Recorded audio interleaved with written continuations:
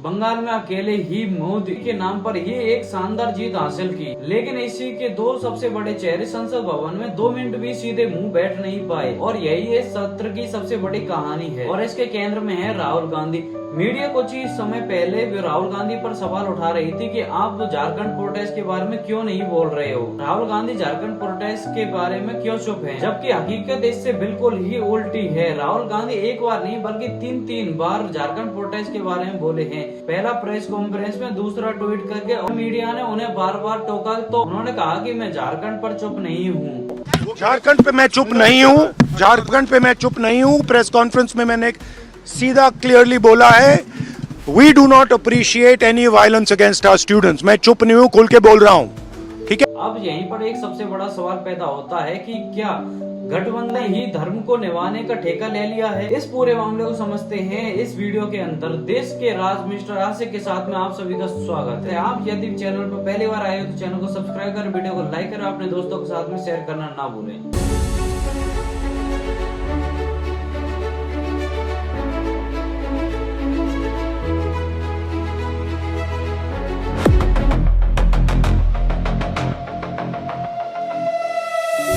चंद्रबाबू नायडू और नीतीश कुमार के किसी भी सांसद में इतनी हिम्मत नहीं हुई कि 20 जुलाई को जंतर मंतर पर प्रोटेस्ट में हुई छात्रों पर बर्बरता के ऊपर एक शब्द भी बोल सके। चंद्रबाबू खुद एक आंध्र प्रदेश के मुख्यमंत्री हैं। पेपर लीक हुए से वहाँ के छात्रों पर भी इसका इफेक्ट पड़ता है, लेकिन वे फिर भी चुप थे। लेकिन जब झारखंड में प्रोटेस्ट हुआ तो झारखंड में भी कांग्रेस की सरकार थी, लेकिन राहुल गांधी वहाँ पर भी चुप नहीं थे। उन्होंने वहाँ के बच्चों को सपोर्ट किया और इसी वजह से राहुल गांधी को प्रतिपक्षों की कतार में ला खड़ा किया है। जंतर मंतर में प्रोटेस्ट करने वाले बच्चों के लिए राहुल गांधी पीएम आवास के यहाँ पर भी घेराव दिया और इसी वजह से प्रधान के इस्तीफा देने का प्रेशर भी बढ़ता चला गया। सरकार सोच रही थी कि जंतर मंतर पर लाठी बरसाने से यह मामला शांत हो जाएगा, लेकिन यह मामला शांत नहीं हुआ बल्कि और भी ज्यादा बढ़ गया। इसके अलावा राहुल गांधी और अखिलेश यादव रोज सुबह संसद भवन के बाहर बच्चों के लिए वे नारेबाजी करते थे। राहुल गांधी प्रयागराज के छात्रों की आवाज को संसद भवन तक ले गए। एनडीए के सांसदों को सड़क पर मोर्चा लगाने के लिए मजबूर कर दिया। यह केवल हमें राहुल गांधी के टाइम में ही देखने को मिला है। सरकार ने एक चाल चली। सरकार ने बोला कि जंतर मंतर पर जो अभी लाठी चार्ज हुआ है उसके जवाब के लिए सरकार तैयार है,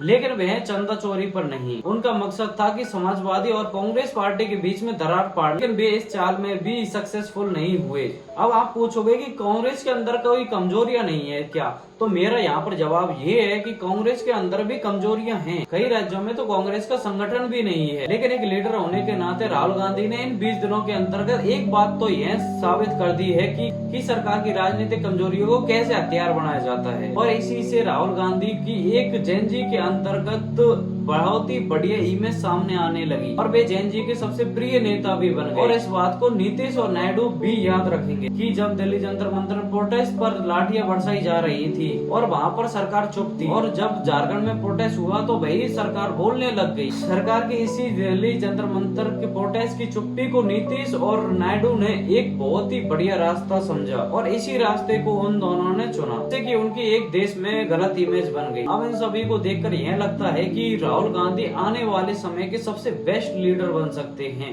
अब इसके ऊपर आप सभी का क्या कहना है कमेंट बॉक्स में जरूर बताएं और ऐसे ताजा खबरों के लिए हम फॉलो करना ना भूलें।